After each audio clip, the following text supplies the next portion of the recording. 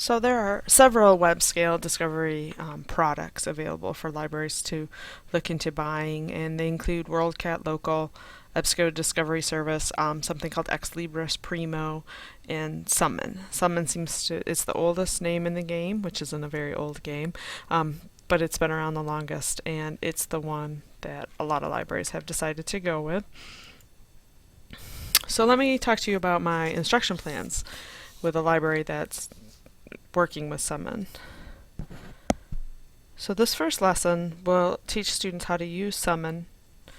It assumes that the students have no knowledge beyond how to search the internet. They do know how to do that, and they should have an idea of what their topic is. It's difficult to show anybody how to do library research when they don't have a topic already. The technology that would be needed would be obviously access to the internet. A computer classroom for active learning would be necessary. It would be preferable to have a 1-to-1 ratio, but if you had 2 to 4 students per computer, that would be okay as well, because they will work in groups. And of course the library has to have a subscription to Summon, and then in the long run, or you always need somebody who's technical support expertise to load, and library knowledge to load the records into Summon. So that would have to happen though, whether you were doing instruction or not. So the librarian themselves is going to have, he or she is going to have an understanding of how Summon finds information, the kind of information that it finds and the kind of information that it can't find, how that will compare to what is in Google. And that librarian also needs to have an understanding of what information literacy standards exist for upper level education. And then of course they should be employing active learning techniques to make it interesting to the students. So like I said, the students will need to know their topic and how to use Google, and the librarians should know how to use Summon, and they should know how to know the ACRL standards that they're trying to impart. The students will be expected to summarize the scope, the content, and the limitations of the internet versus Summon. The students should be able to demonstrate their ability to expand or narrow a search when they're in Summon, and then they need to also be able to demonstrate or show that they can locate the full text of an article through the library. The one thing about Summon is that it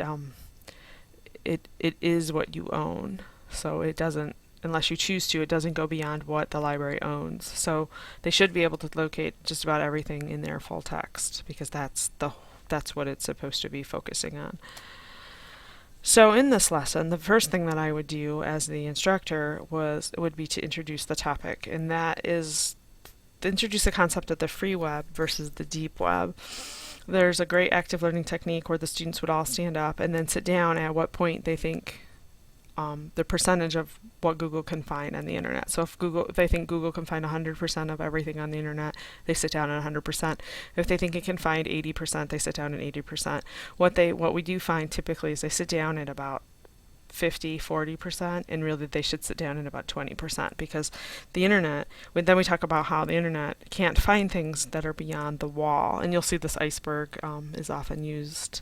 So everything, 1/3 of the information that can be found is out there on the free web, and then the rest of it is behind this wall, and the wall usually has money involved of one shape or form. Sometimes it has registration and no money, but then we talk about how the library pays for all the databases so that you can find the information that's in these resources that are really appropriate for college. And these resources are not available on the web because they're not put out there for free, because the publishers and the vendors need to make money.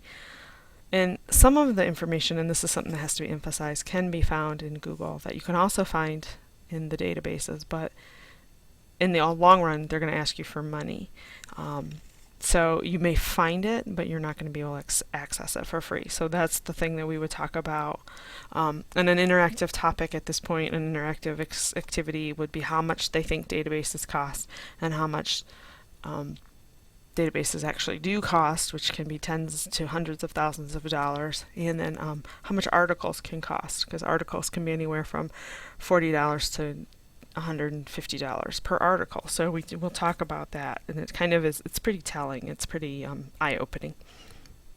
So that's introducing the concept of the free web versus